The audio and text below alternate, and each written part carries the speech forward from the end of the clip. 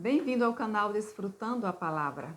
Vamos estar com o nosso último estudo da lição da Escola Sabatina desse trimestre, que teve por título Administradores Fiéis à Espera do Mestre, e a lição 12 vem com o tema Recompensas da Fidelidade. O verso está no livro de Mateus 25, verso 21. O Senhor disse: Muito bem, servo bom e fiel. Você foi fiel no pouco, sobre o muito o colocarei. Venha participar da alegria do seu Senhor. Este convite será para os que foram fiéis, para os que estão sendo fiéis, administradores do Mestre. No final de tudo, Jesus vai nos dizer isso. Muito bem, servo bom e fiel. Foste fiel no pouco, sobre o muito o colocarei. E falar de recompensa alegra o nosso coração. Alegra o nosso coração quando a gente faz alguma coisa para merecer. E quando a gente não faz nada para merecer uma recompensa. E quando essa recompensa é a vida eterna. Quem de nós temos em nós condições de termos esta recompensa se não for pelos méritos de Cristo? A lição vem tratando de promessas lindas, maravilhosas para os fiéis. E eu espero que você e eu sejamos encontrados servos fiéis quando Jesus voltar. A lição de domingo fala a recompensa pela fidelidade. A mensagem de Hebreus 11:6 nos traz algo interessante, fala sobre a fé, sobre a fidelidade da fé, né? E nós podemos entender que a recompensa que Deus tem reservado para os fiéis estão além da nossa compreensão. Nós não fizemos nada e não fazemos para receber. Essa recompensa são as obras de Deus em nós e por nós. O mérito da recompensa dada aos remidos pertence tão somente a Cristo, tão somente a Deus, que é Ele quem opera em nós o seu querer e o efetuar, segundo a sua boa vontade. Os remidos são recompensados por aceitar e por não desistir de Jesus Cristo, da obra de Deus em nossa vida por meio de Cristo, pois nós que estamos com Cristo acreditamos que Jesus é o autor e doador da vida, de todas as coisas também. Então Jesus, ele nos salvou, nos redimiu e tem nos dado todas as coisas nele. A salvação é obra de Deus. O arrependimento é obra de Deus. Nós só devemos aceitar tudo isso de Deus em nós e vivermos nos preparando, através da fé, nos preparando para as mansões celestiais. Deus, ele fala de recompensa futura, mas nós também podemos entender que já somos recompensados aqui. Recompensados de que forma? Deus nos abençoou com vida, Deus nos abençoou com a salvação, Deus nos abençoa com recursos para a nossa sobrevivência. Deus, ele nos recompensa aqui no presente, mas também nos recompensa no futuro. Deus está aqui conosco hoje, mas também Deus está conosco no amanhã. Um amanhã desconhecido, mas totalmente garantido pela certeza da fidelidade de Deus para conosco. Nós temos um futuro nos aguardando, que é a vida eterna, por meio de Jesus. Então, nós precisamos nos abraçar a este plano de salvação, aceitar esse plano de salvação para que a nossa recompensa que está guardada seja entregue a cada um de nós naquele grande dia, por ocasião da volta de Jesus. Então, essa recompensa pela fidelidade já existe hoje, porque Deus tem nos agraciado com toda sorte de bênçãos aqui nesta terra. Mas o que Ele quer mesmo nos dar é a coroa da vida eterna para aqueles que permanecerem fiéis até o fim. A lição de segunda-feira fala sobre vida eterna. Quer nós gostemos ou não, quer nós acreditemos ou não, quer nós aceitemos ou não, uma eternidade nos aguarda. E no livro de João 14, de Romanos 6, 23 e João 3, 16, nos dado duas opções. A Bíblia nos apresenta morte eterna e vida eternas. A eternidade é coisa séria. Temos pensado onde nós passaremos a eternidade? Jesus nos convida a crer nele, em São João 14, de 1 a 3. A crer nele, porque ele tem promessas maravilhosas. Ele tem mansões preparadas para nós. Ele tem um céu preparado para aqueles que o amam. E ele ainda nos diz em São João 14, de 1 a 3, que ele voltará por nós e para nós. É um Deus de amor, é um Deus de bondade, é um Deus de justiça. É nos apresentado vida eterna e morte eterna. E as nossas escolhas hoje estão determinando qual dessas recompensas nós queremos receber. O céu já preparou uma recompensa de vida eterna por meio de Jesus Cristo. Mas a escolha é pessoal, a escolha é individual. Eu desejo, por meio do Espírito Santo de Deus, que nós escolhamos a vida eterna como recompensa. Porque Jesus é fiel, Deus é fiel e Deus tem preparado para nós mansões celestiais. Recompensas que nossos olhos nunca viram, que o nosso coração nunca pensou, nós nunca imaginamos. É tudo que Deus tem preparado para aqueles que o amam. Que nós meditemos e reflitamos nestas opções, considerando que temos uma eternidade pela frente. Que nós escolhamos a vida por meio de Cristo Jesus. A lição de terça-feira fala sobre a Nova Jerusalém. A Nova Jerusalém, ela é obra-prima de Deus, construída para aqueles que amam a Deus e guardam seus mandamentos. Essa cidade será o lar dos filhos fiéis de Deus no céu durante 1000 anos e depois na nova terra pela eternidade. Já pensou uma cidade, uma nova cidade, Jerusalém, a capital da nova terra, onde as ruas são de ouro, onde não necessitará do sol, porque o brilho de Cristo, de Deus, iluminará esta cidade. Nesta cidade não haverá mais morte, nem pranto, nem dor. Nesta cidade, Deus estará habitando fisicamente conosco. Esta cidade é para aqueles que vencerem todas as coisas nesta terra por meio do poder de Deus. Uma nova cidade nos aguarda, onde não pagaremos aluguel, onde não teremos intempéries da vida, uma cidade onde tudo será maravilhoso, uma cidade preparada para aqueles que amam a Deus e guardam seus mandamentos. São promessas de recompensa para nós que não fizemos nada para obter. Deus nos pede que tenhamos fé, que aceitemos o plano da salvação que o céu oferece. Tudo isso é Deus quem prepara para nós. E Ele requer de nós que tenhamos fé, que aceitemos e que nós andemos em conformidade com a sua palavra. Deus, Ele tem promessas lindas e a cidade santa, a Nova Jerusalém, é uma delas para aqueles fiéis que foram encontrados fiéis por ocasião da volta de Jesus. A lição de quarta-feira fala sobre o acerto de contas e traz a história de Mateus 25, 14 até o verso 23, onde fala que um senhor viajou e ele concedeu recursos para para os seus servos administrarem, porque ele voltaria e iria ajustar as contas. Então, quem foi que viajou para um país distante, como diz a lição? O Senhor. Jesus voltou para o céu.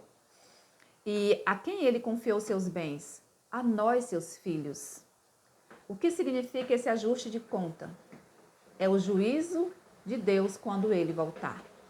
Devemos considerar que talentos são tempo, razão, recursos, força, habilidade intelectuais, ternura de coração. São dons de Deus confiados a nós para serem usados na grande obra de abençoar a humanidade. Esses talentos são distribuídos, como diz a história na Bíblia, a todas as pessoas.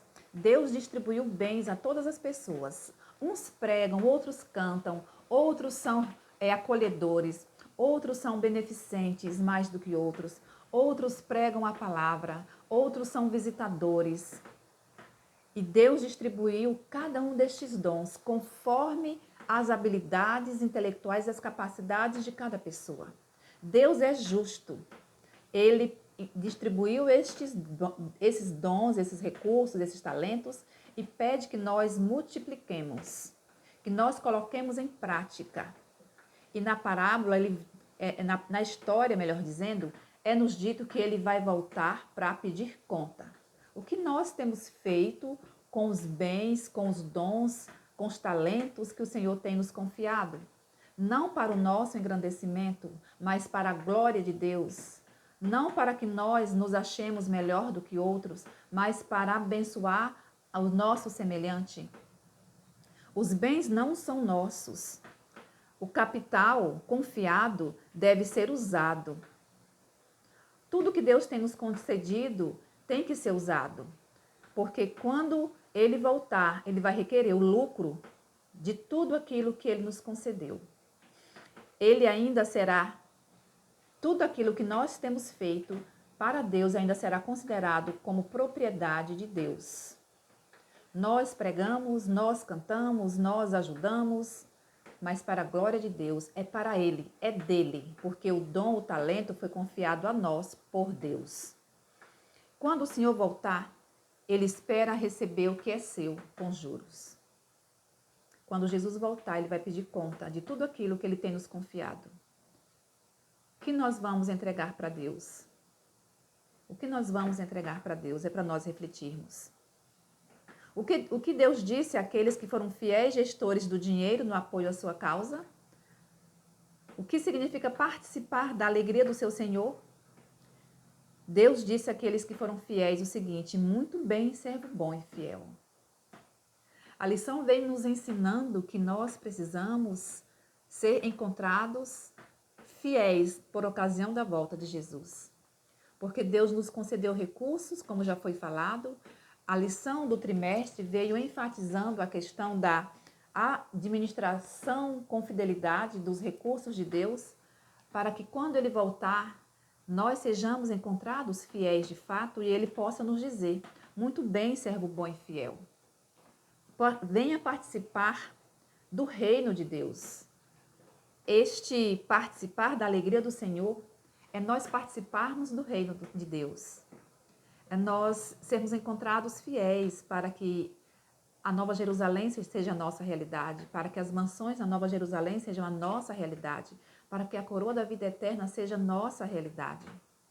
Deus espera que nós desenvolvamos com sabedoria estes dons, para que a glória seja dada a Ele, para que o nosso semelhante seja abençoado por meio de nós, e assim também conheça a salvação e entre neste envolvimento espiritual e também seja encontrado como servo bom e fiel para participar do reino de Deus. Tudo que nós temos, que o Senhor tem nos dado, é com a finalidade de salvar pessoas para habitar neste novo reino. A lição de quinta-feira vem falando sobre olhando para a recompensa. E fala sobre o exemplo de Paulo, que Paulo, depois que ele aceitou Jesus, que ele foi convertido, ele mergulhou totalmente na causa de Deus. Quem de nós tem um currículo parecido com o currículo de Paulo? Paulo, quando aceitou Cristo de fato, a Bíblia nos diz que ele sofreu açoites, que ele foi apedrejado, que Paulo foi preso, que Paulo passou por naufrágio, que Paulo passou fome, passou frio e muito mais Paulo sofreu. Mas por que Paulo sofreu tudo isso? Porque ele amava Jesus, porque Cristo vivia nele, porque Paulo tinha os olhos na recompensa futura. Paulo estava no exército daqueles heróis de Hebreus 11, né? Como ele mesmo fala. Ele tinha uma nuvem de testemunhas e ele não podia recuar. Outros passaram pelo mesmo caminho que Paulo estava passando. E nós também hoje passamos por diversas situações que nos fazem olhar para Cristo, na certeza de que um dia nós teremos uma recompensa futura, uma recompensa eterna. Não considerarmos as coisas dessa terra como sendo tão grandes que venham nos impedir de olhar para Cristo e desejar o céu. Paulo nos ensina que nós podemos suportar tudo isso, sabe como? Em Cristo Jesus. Se hoje você sofre, se hoje você passa por alguma situação indelicada, se você hoje, assim como Paulo, está passando por alguma necessidade, não tire os olhos de Cristo. Paulo suportou tudo aquilo porque ele tinha os olhos em Cristo e sabia que, como diz aqui a leitura de Romanos 8, de 16 a 18, ele conhecia quem era Deus. Ele conhecia Jesus e sabia que Jesus estava com ele na fome, sabia que Jesus estava com ele no naufrágio, sabia que Jesus estava com ele na prisão. Paulo conhecia Deus. Paulo tinha a certeza de que ele era filho de Deus. Ele não era simplesmente alguém desconhecido para Deus. E a lição nos diz que pela graça de Jesus, nós fomos reconciliados com Deus e nos tornamos filhos e filhas de Deus novamente. Então, pela fé, nós recebemos a salvação como herança. Deus tem um reino preparado, não para súditos desleais, mas Deus tem um reino preparado para seus filhos obedientes e fiéis. Era nesta certeza que Paulo passava por todas as provações. Tanto que ele diz que importa que por muitas tribulações sejamos salvos. Se nós estivermos em Jesus, a nossa fé será recompensada, porque nós não somos servos, nós nos tornamos filhos. E como filhos, nós somos herdeiros pela fé de tudo aquilo que Jesus foi preparar para aqueles que o amam. Paulo, ele foi provado e tentado neste mundo, assim como nós também somos provados e tentados. Mas nós temos um lar para ser chamado de nosso. Não porque nós tenhamos méritos, mas porque Jesus vai nos presentear por meio da fé que nós exercemos em Cristo.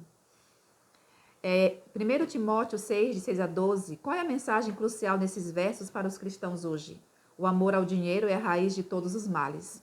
Tendo sustento e com o que nos vestir, devemos estar contentes. Lembremos que nós nada trouxemos para este mundo, e é certo também que nós não poderemos levar nada dele.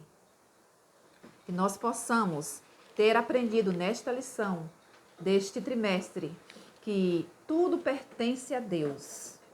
Deus tem nos dado para que possamos desenvolver esses dons em prol da salvação do nosso semelhante.